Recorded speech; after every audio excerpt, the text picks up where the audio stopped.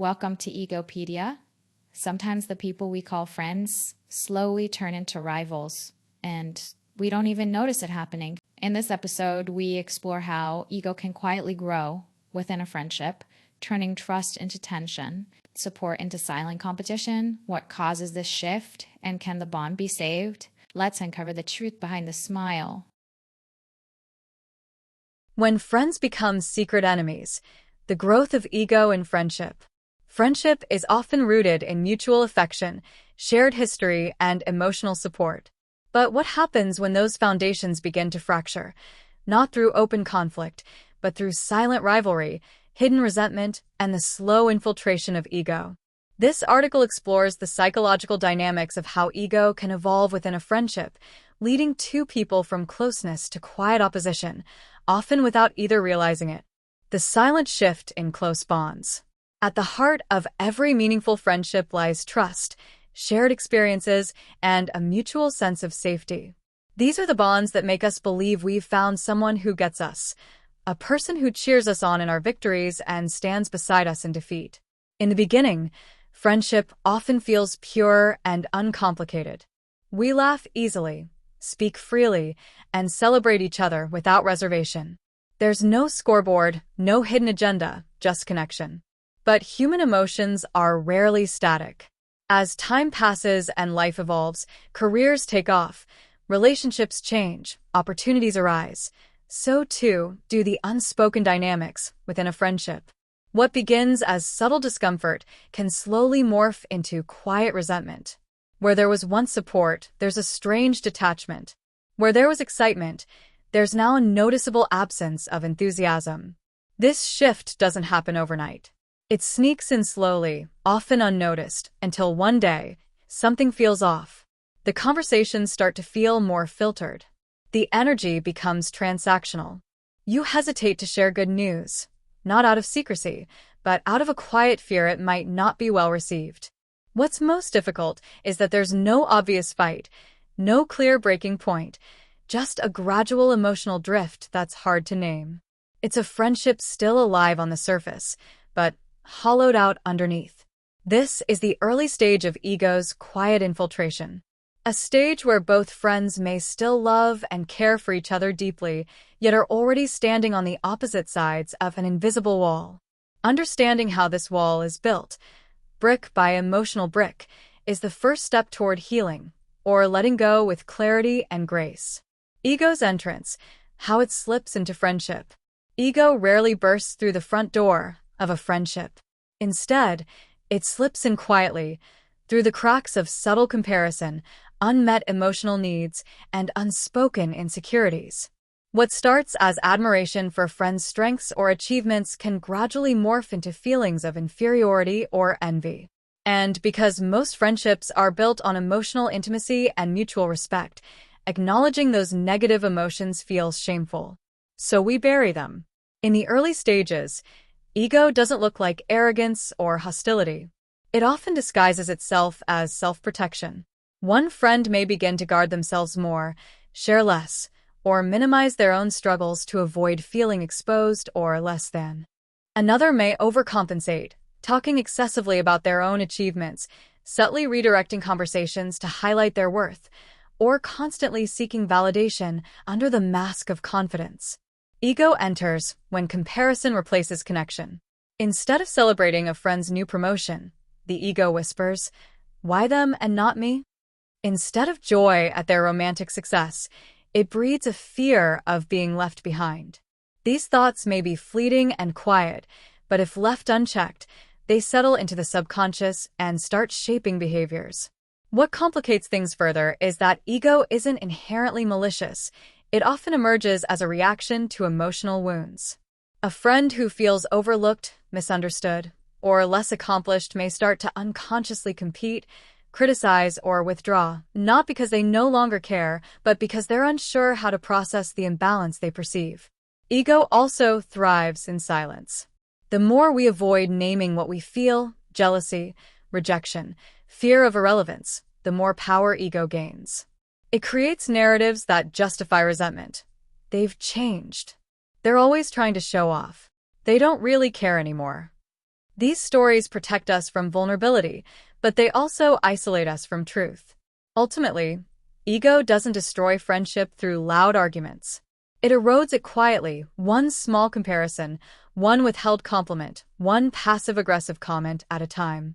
And because it hides behind the mask of normalcy, many friendships suffer in confusion, both parties sensing something is wrong, but unable or unwilling to name it.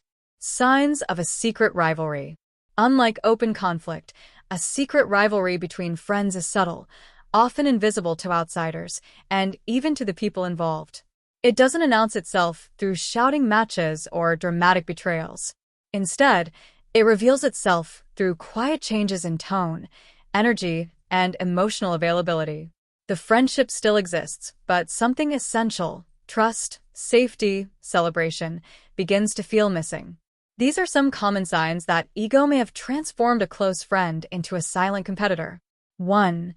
Diminished enthusiasm for your wins. You share exciting news, maybe a job promotion, relationship milestone, or creative success. Instead of cheering you on, your friend responds with a lukewarm nice, a distracted that's great, or even silence. Their body language might seem tight, their eyes don't light up, and you sense that your joy makes them uncomfortable. 2. Backhanded compliments and passive-aggressive remarks. Their praise often comes with a sting. I never thought you'd actually go through with it. Good for you. Or, must be nice having that kind of luck. These comments are wrapped in politeness, but laced with subtle resentment or disbelief. It's support that feels like a dig. 3. Withholding support when you need it most. A friend-turned-rival may start pulling away when you're struggling. They might avoid checking in, dismiss your concerns, or change the subject when you open up. Emotional reciprocity disappears, especially if helping you would shine a light on what they feel they lack. 4. One-upmanship in conversation. You mention an achievement, and they immediately counter it with one of their own. Every story becomes a chance to prove they're still ahead, or at least not falling behind. Conversations begin to feel less like sharing and more like subtle competition. 5. Undermining or minimizing your efforts. They might say things like, "That's not that hard," or "Everyone's doing that these days." These remarks diminish your growth or success, making it feel less valuable. It's a defense mechanism. By making your progress seem small, they protect their own ego.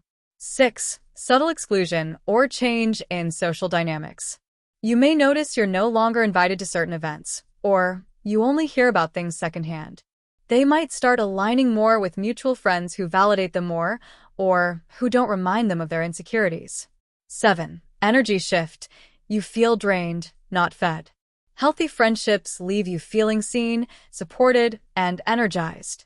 But when ego and rivalry take root, the energy becomes tense, guarded, or even cold. You begin to second-guess what you say, shrink your news to avoid discomfort, or leave conversations feeling smaller. The danger of secret rivalries lies in their ambiguity. You may feel confused, even guilty for suspecting bad intentions from someone who once felt like family. You might wonder if you're being overly sensitive or reading too much into things. But your body knows before your mind does that something has changed. Recognizing these signs isn't about placing blame. It's about acknowledging that the foundation of your friendship may be shifting from mutual trust to mutual comparison. And unless it's addressed with honesty, empathy, and vulnerability, the silent competition will continue to erode what once felt like home. Psychological roots. Why ego turns on affection. At its best, friendship is a relationship built on mutual affection, trust, and emotional safety. But beneath the surface of even the most heartfelt connections lies one of the most complex forces in human behavior, the ego. When healthy, the ego helps us define our identity and maintain self-worth. But when threatened, especially by someone we care about, ego can turn protective, defensive, and even hostile. Ironically, it often turns not on enemies, but on those closest to us. Ego seeks superiority, not equality. The ego has a fundamental craving to be somebody. It wants to be seen, validated, admired.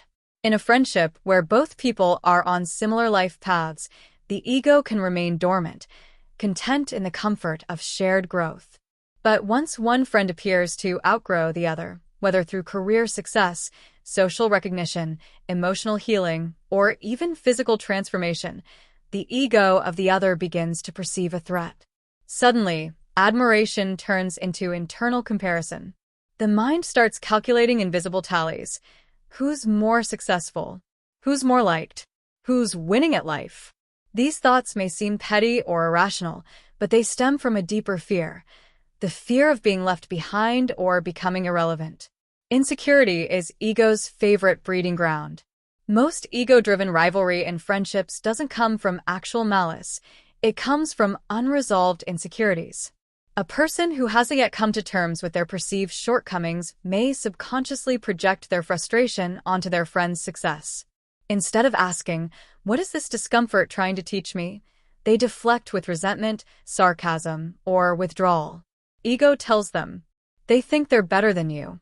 They're moving ahead, and you're being forgotten. You're not as valuable anymore.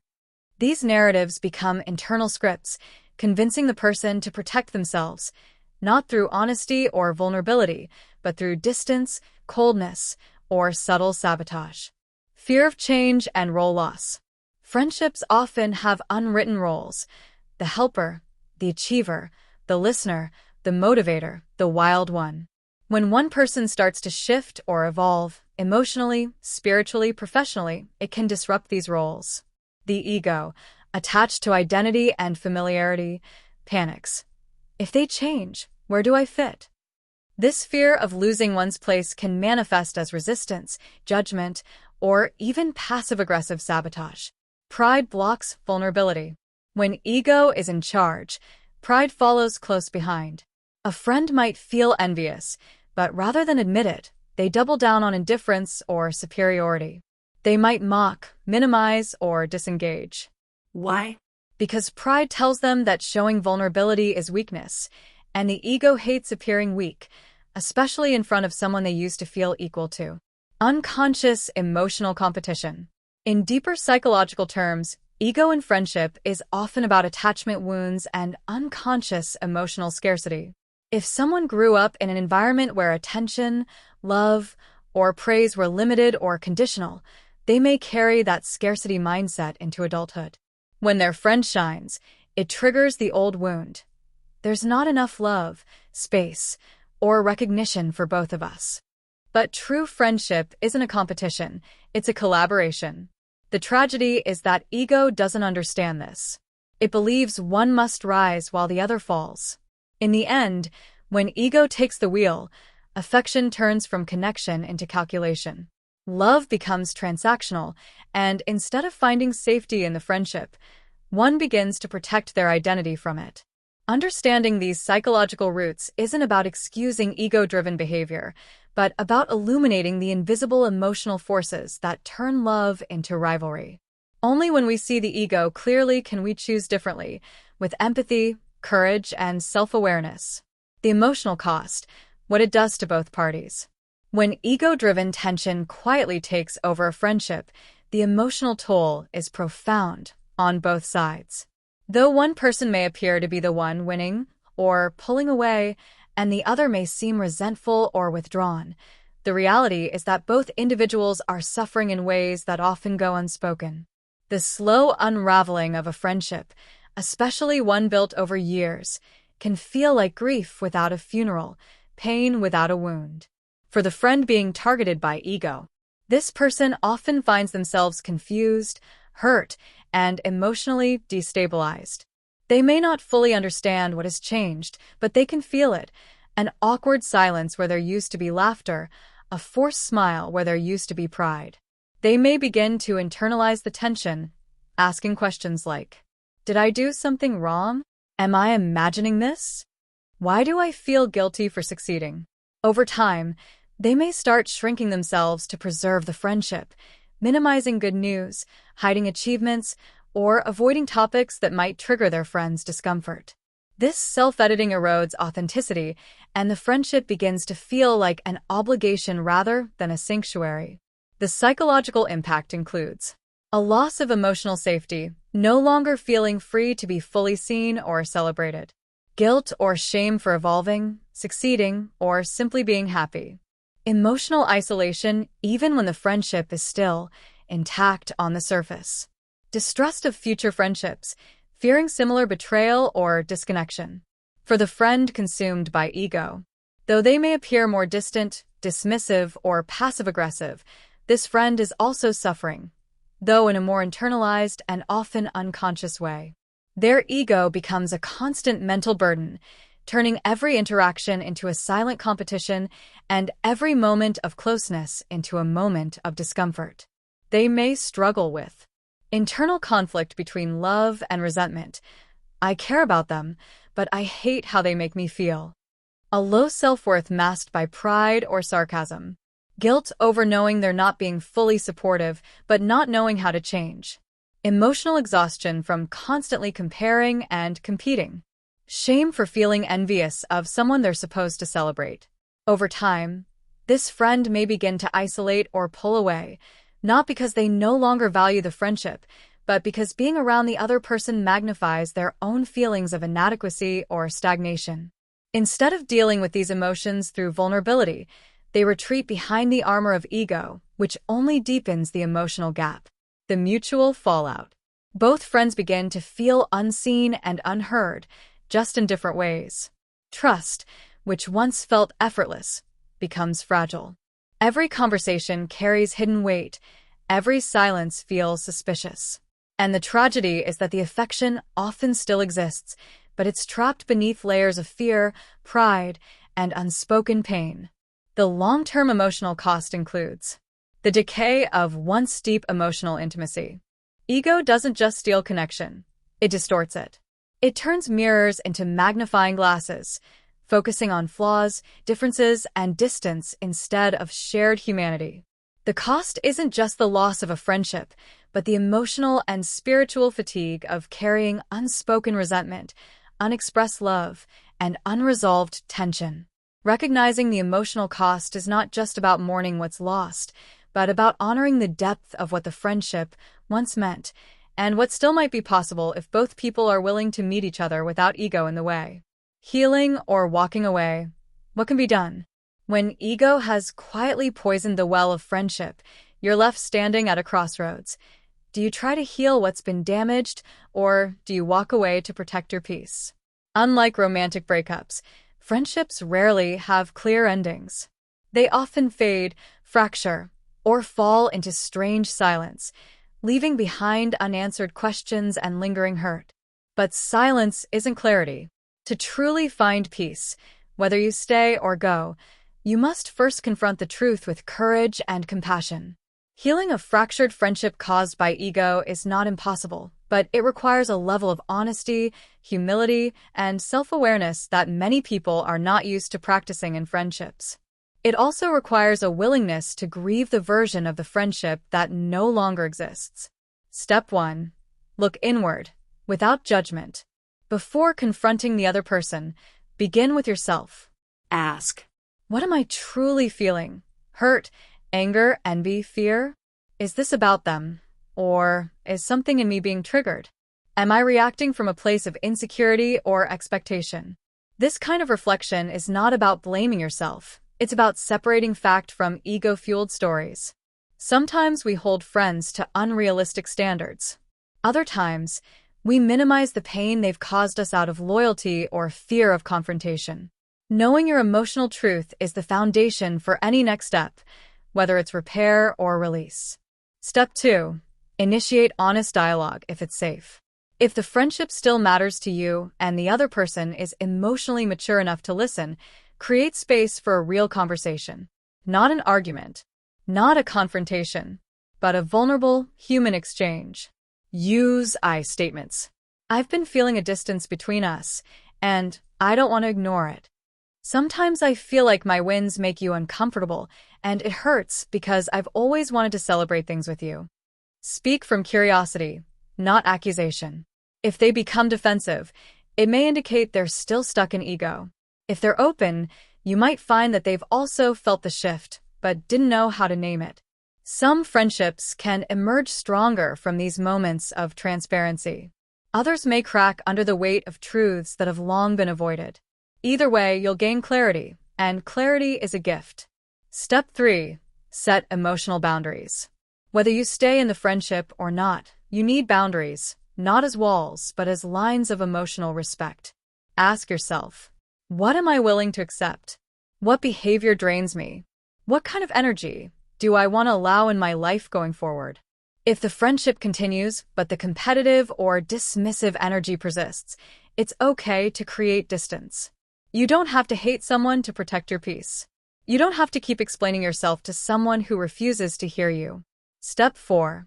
Accept the outcome without forcing resolution. Not all friendships are meant to last forever. Some serve a powerful purpose in a season of life, and then slowly unravel as both people grow in different directions. That doesn't mean the friendship failed. It means it fulfilled what it was meant to. If healing is not possible, if the friend denies, deflects, or defends their behavior without reflection, then walking away becomes an act of self-respect, not abandonment. Letting go with grace means you've made peace with what was, and you no longer wish to cling to what can't be repaired. Step 5. Heal yourself, not just the relationship. Whether you reconcile or part ways, don't skip your own healing. A wounded friendship can leave deeper scars than most people realize, especially if it was a long-standing bond. Take time to reclaim your self-worth outside of comparison. Forgive yourself for staying silent too long or hoping too much. Reconnect with people who celebrate you without condition. Reflect on the kind of friendships you want to build moving forward, ones rooted in truth, not performance. The choice is yours, but let it be conscious. Friendship doesn't end with a single decision. It evolves based on 1,000 unspoken moments. But once ego has distorted the connection, it's your responsibility to decide, will I fight to restore this with honesty, or will I release it with love? Either path requires strength. Both require truth. And only one leads back to inner peace. Certainly. Here is a fully expanded and emotionally rich version of Point 7. Conclusion. The courage to reclaim authentic connection. The courage to reclaim authentic connection. Friendship, at its core, is a sacred space where we are allowed to be messy, vulnerable, imperfect, and still deeply loved. When ego infiltrates that space, it replaces intimacy with image, honesty with performance, and connection with quiet comparison. But even after emotional damage has been done, even when the closeness has fractured and resentment has hardened into distance, there remains a powerful truth. Healing is still possible. And it begins with courage. Courage to see clearly. It takes courage to admit that something has changed, that the friendship you once cherished no longer feels safe, mutual, or supportive. It takes courage to stop making excuses for the tension, to stop brushing aside the moments that sting, and to look directly at the growing gap with open eyes and an open heart. This clarity is painful, but it's also the beginning of liberation. When we stop pretending that everything is fine, we create space for honesty to breathe and truth to guide us forward. Courage to speak vulnerably. In a culture that often celebrates strength as silence and pride as power, choosing vulnerability can feel terrifying. But if we want authentic friendship, we have to be willing to say the hard things. I miss us. I feel unseen. Something between us doesn't feel right anymore. These words are invitations, not accusations. They say, I still care, and I'm willing to try if you are. They open the door for healing, not through perfection, but through shared humanness. Courage to let go when needed. Sometimes, despite all effort, clarity, and compassion, a friendship can't be revived. The other person may still be ruled by ego, emotionally unavailable, or simply on a different path. Choosing to walk away from someone you once loved deeply is one of the hardest emotional decisions we face. But it is also an act of profound self-respect. Releasing a relationship that no longer honors who you are, no matter how much history it holds, is not giving up. It's growing up. Letting go isn't about erasing the past. It's about honoring it, grieving it, and allowing yourself to move forward without bitterness. You can love someone and still decide not to sit in their storm anymore. Courage to love again, with boundaries and wisdom. The final, perhaps most radical, form of courage is the decision to keep your heart open. To believe that not all friendships are tainted by ego. That there are people out there who can love you without competing with you, who can witness your growth without shrinking in your light, and who can hold space for your whole self, flaws and all. But this time, you'll bring with you the lessons of ego's shadow. You'll notice subtle shifts sooner. You'll protect your peace without guilt. You'll speak your truth with less fear. You'll choose friendships that are rooted in real, not just familiar. The final truth. In the end, the journey from closeness to competition, from warmth to withdrawal, teaches us something profound, not just about others, but about ourselves. Ego may strain a friendship, but it doesn't have to define the story. We all carry ego. We all compare. We all fear being forgotten or outgrown. But when we choose to confront those fears instead of feeding them, we reclaim our power, not just in friendship, but in every relationship we touch. Because true friendship isn't about who's ahead. It's about who's still there, honestly, fully, and without fear when life evolves.